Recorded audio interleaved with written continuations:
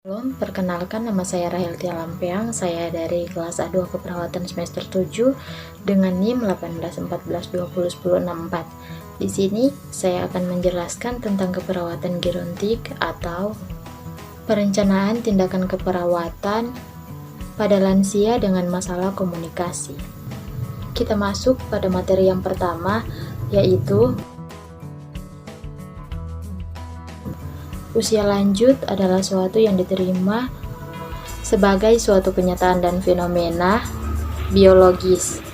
Menua adalah suatu proses menghilangnya secara perlahan-lahan kemampuan jaringan untuk memperbaiki diri atau mengganti dan mempertahankan fungsi normalnya, sehingga tidak tahan terhadap infeksi yang memperbaiki kerusakan yang diderita.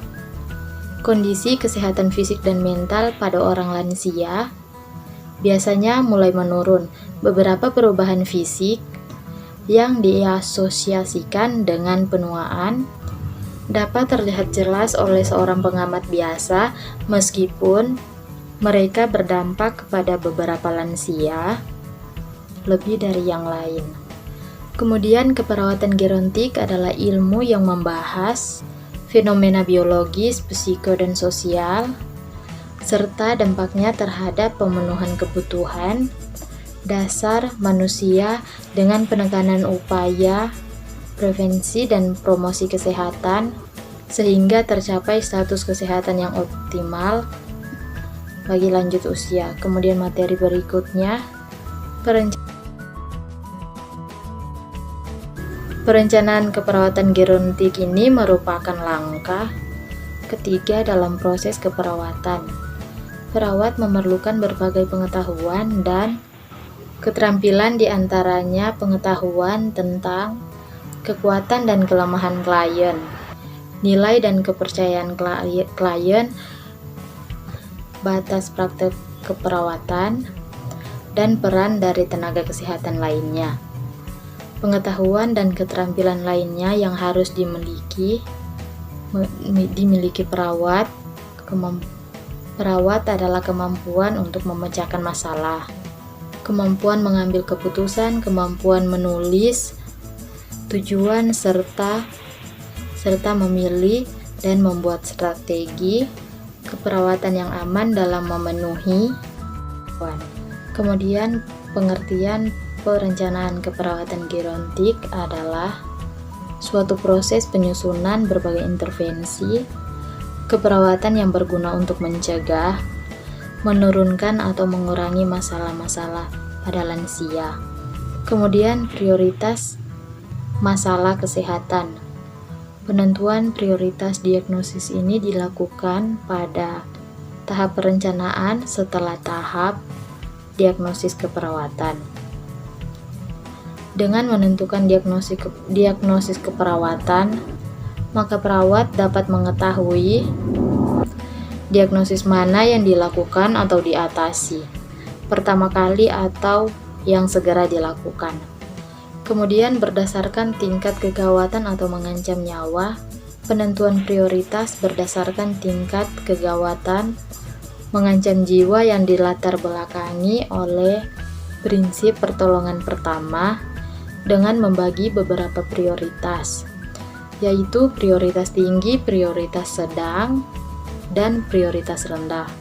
Kemudian prioritas tinggi adalah prioritas mencerminkan situasi yang mengancam kehidupan atau nyawa seseorang, sehingga perlu dilakukan terlebih dahulu, seperti bersihan jalan nafas atau jalan nafas tidak efektif. Kemudian prioritas sedang ini menggambarkan situasi yang tidak gawat dan tidak mengancam hidup klien, seperti masalah higien perseorangan. Kemudian prioritas rendah ini menggambarkan situasi yang tidak berhubungan langsung dengan prognosis dari suatu penyakit yang secara spesifik, seperti masalah keuangan atau lainnya. Kemudian penentuan dan hasil yang diharapkan. Tujuan merupakan hasil yang ingin dicapai untuk mengatasi masalah diagnosis keperawatan. Dengan kata lain, tujuan merupakan kata sinonim, kriteria hasil atau hasil yang diharapkan. Dengan penjabaran sebagai berikut. Yang pertama, perilaku lansia yang diamati. Yang kedua, kondisi yang mendekati lansia. Ketiga, kata kerja yang dapat diukur atau untuk mengukur tercapainya tujuan. Keempat, suatu yang menyebabkan asuhan diberikan, kemudian waktu yang ingin dicapai. Kriteria hasil atau hasil yang diharapkan merupakan standar evaluasi yang merupakan gambaran faktor-faktor tercapai. Kemudian pengertian komunikasi dan lanjut usia. Komunikasi merupakan suatu hubungan atau kegiatan yang berkaitan dengan masalah hubungan atau dapat diartikan sebagai saling tukar-menukar pendapat serta dapat diartikan hubungan kontak antara manusia, baik individu maupun kelompok. Kemudian komunikasi adalah elemen dasar dari interaksi manusia yang memungkinkan seseorang untuk menetapkan, mempertahankan, dan meningkatkan kontak dengan orang lain. Komunikasi yang biasa dilakukan pada lansia bukan hanya sebatas tukar-menukar perilaku, perasaan, pikiran, dan pengalaman, dan hubungan intim yang terapeutik. Lansia adalah periode di mana organisme telah mencapai kemasakan dalam ukuran dan fungsi dan juga telah menunjukkan kemunduran sejalan dengan waktu. Ada beberapa pendapat mengenai usia kemunduran, yaitu ada yang menetapkan 60 tahun, 65 tahun, dan 70 tahun.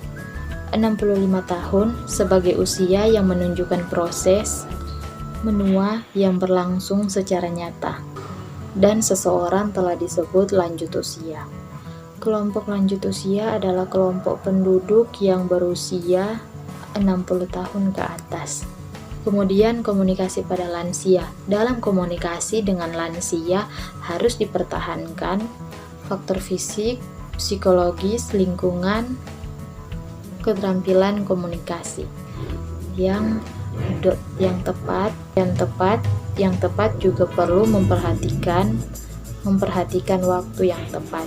Kemudian keterampilan komunikasi atau listening atau pendengaran yang baik, yaitu mendengarkan dengan penuh hati, memahami dengan sepenuh hati, keikhlasan dengan hati yang jernih, memikirkan secara menyeluruh dengan pikiran jernih.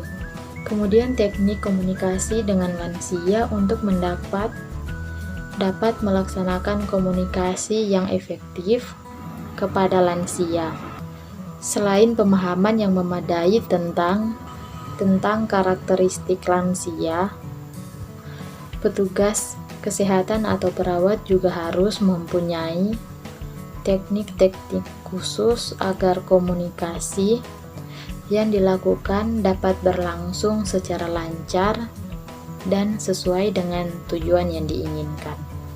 Sekian dari materi saya, dan di akhir video ini saya mengajak kepada teman-teman untuk bergabung bersama kami di Fakultas Keperawatan Unpi Manado, atau ingin mengambil profesi nurse di kampus kami. Dan di kampus kami juga ada fakultas lain seperti Fakultas Hukum, Fakultas Teknik, Pertanian, dan fakultas lainnya.